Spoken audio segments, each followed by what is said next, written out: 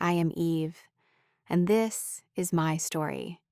The wind still remembers Eden. I feel it sometimes in the hour before dawn, when the air is cool and unspoiled, and for a heartbeat I forget. I forget the flaming sword that turns every direction at the eastern gate.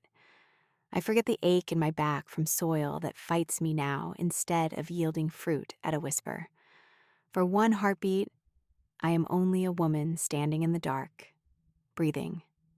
Then I remember, and the remembering is its own kind of death.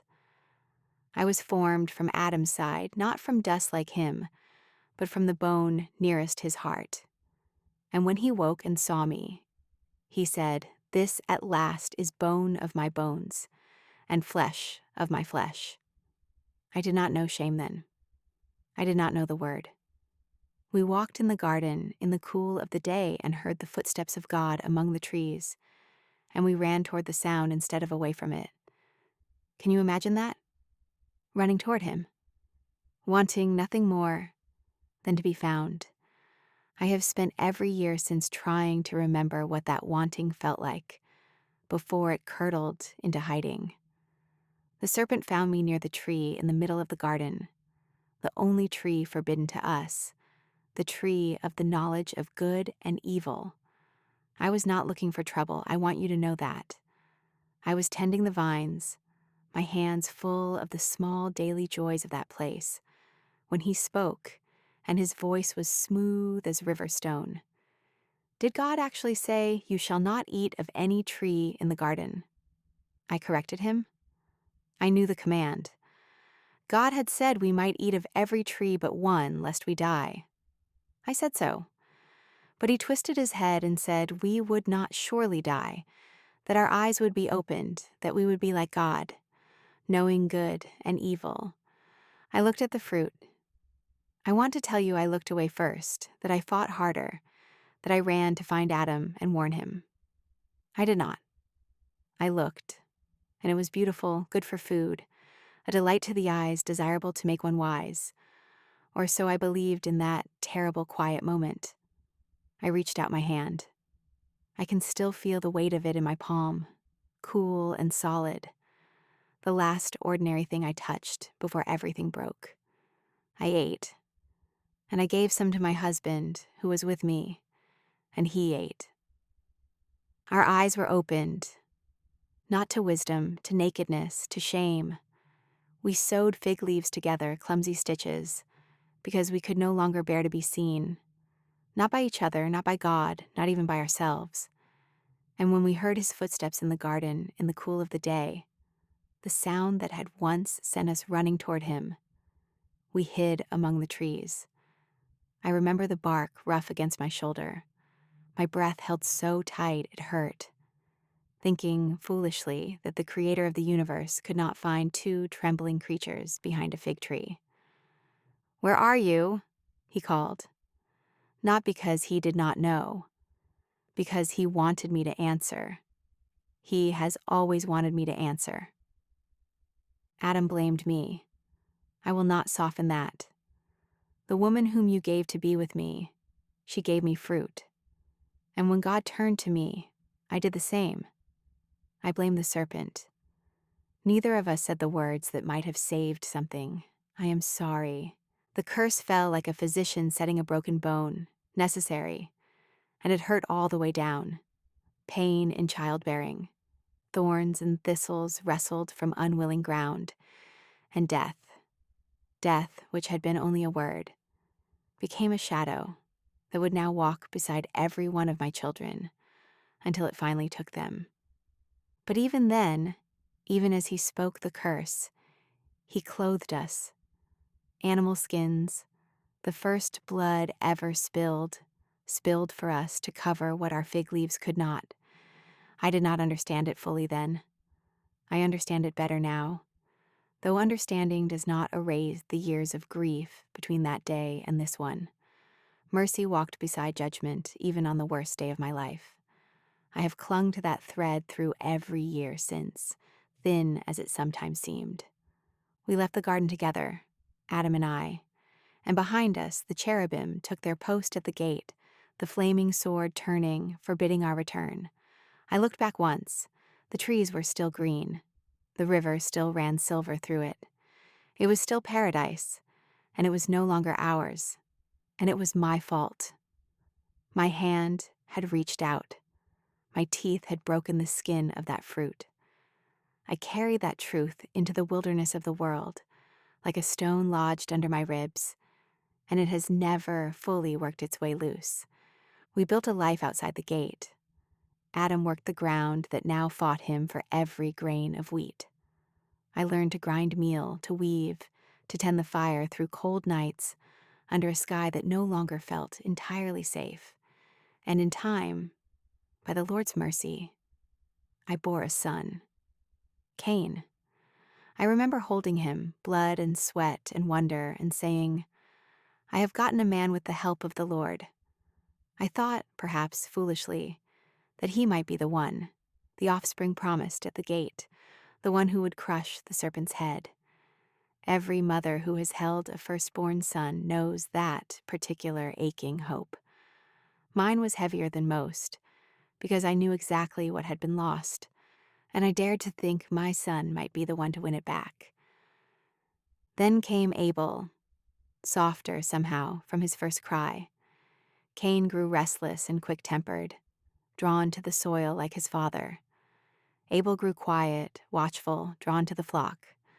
I loved them both the way any mother loves, fiercely, completely, without the ability to choose between the beats of my own heart. They grew, they became men, and in time each brought an offering to the Lord, Cain from the fruit of the ground, Abel from the firstborn of his flock, the fat portions, the very best he had. I did not witness the moment itself, but I have imagined it 1,000 times since, turning it over like a stone in my hand, trying to understand what I could have done differently, what word I might have spoken to my firstborn that would have changed everything. The Lord had regard for Abel's offering. He had no regard for Cain's. I know now I have had a lifetime of tears to learn it, that it was not the grain itself God rejected, but the heart behind it. Abel gave his best. Cain, I believe, gave what was convenient, but I did not know that then.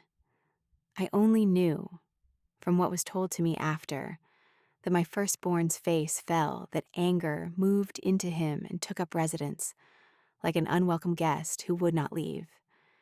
God spoke to him. I have turned the words over so many times, they are worn smooth in my memory, the way river stones are worn smooth by water. Why are you angry?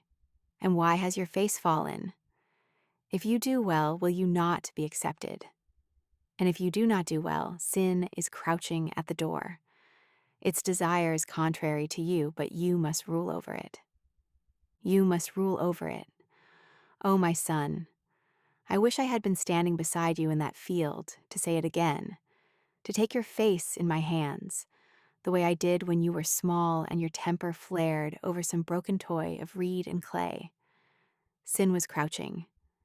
It was already at the door of his heart, the way it had once coiled itself into a serpent's voice at the door of mine. I know that crouching. I opened that door myself long before Cain was born, and I have wondered, in my darkest hours, whether he inherited more from me than my features, whether the seed of that first disobedience took root in him because I was the one who first let it grow in the world. He did not rule over it. I was grinding barley when Abel did not come home. The sun had gone down behind the hills the color of a healing bruise, and the sheep had wandered back to the fold without their shepherd, bleeding into the dusk as though they too sensed something wrong. Adam went out with a torch. I stood in the doorway of our tent, wrapping my arms around myself, watching the darkness the way I had watched it that first cold night outside the garden, feeling that same old fear breathing down the back of my neck. He did not come home.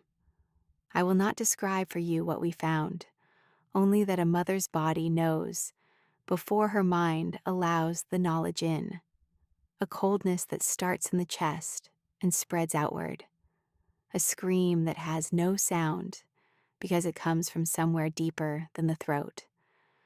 My son, my Abel who brought the fat portions, who watched over his flock with such tenderness, who had never once raised his hand against his brother in all my remembering, struck down in a field by the hand of his own brother. Blood on the ground. The Lord himself would later say that blood cried out from the very soil. And Cain was gone. I do not know how to tell you what came next inside me, except to say the earth itself seemed to tilt. I had grieved the loss of paradise. I had grieved the loss of innocence, of ease, of the sound of God's footsteps that no longer made me run toward him without fear. But this was a grief with teeth. I lost one son to death, and the other to exile in the same terrible hour.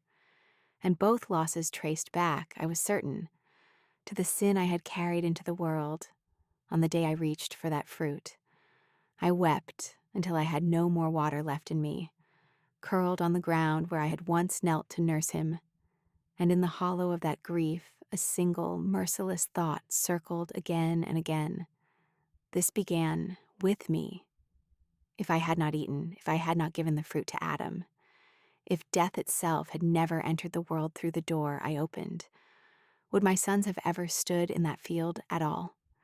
I carried that thought like a second bereavement, heavier than the first, because it had no burial, no place to lay it down. But grief, if you sit with it long enough in the presence of God rather than hiding from it in the trees, will eventually make room for something else beside it. Not answers, not the erasing of sorrow, but a kind of mercy that meets you exactly where the wound is deepest. The Lord did not abandon Cain even in his sin. He marked him for protection, spared his life, though justice would have taken it. And Cain went out from his presence to the land of Nod, east of Eden. Even then, mercy walked beside judgment, the way it had at the garden gate, the way animal skins had once covered our shame. I did not understand it fully in those weeping days. I understand it more now, in the long evenings of my old age, than I did as a young mother burying one son and losing the other to wandering. And then, mercy again, quiet as morning light through a tent flap. I conceived once more and bore a son, and I named him Seth, for I said, God has appointed for me another offspring instead of Abel, for Cain killed him. Seth did not replace what was lost. No child ever replaces another in a mother's heart. But he was proof, warm and breathing in my arms, that the Lord was not finished writing our story. Through Seth's line, generations later, a promise made at the gate of Eden on the worst day of my life would find its fulfillment. The offspring who would, at last, crush the serpent's head. I am old now. My hands that once reached for forbidden fruit are spotted and slow, and they have buried a son and released another into exile and cradled a third who carried hope forward when I had none left to carry it myself. I have learned, through more sorrow than I ever imagined a single life could hold, that the door sin opens in one heart does not close on its own. It must be watched, resisted, ruled over generation after generation. I have learned that shame drives us into hiding, but God calls out, "Where are you?" Not because he needs to find us, but because he longs for us to come out and be found. And I have learned that even when we have opened doors, we cannot shut again. Mercy is patient enough to outlast our worst mistakes and wait for us on the other side of them. If you carry a regret you think too large for grace to reach, I promise you, mine was larger than most. I let sin into the world itself, and still mercy met me in the field where I wept, and mercy is meeting you now, wherever you stand. I am Eve, mother of all the living, and though I open the door to sorrow, I lived long enough to see that God never once stopped writing hope into the story that followed. If you have been blessed by this story, subscribe, like, and share it with a friend.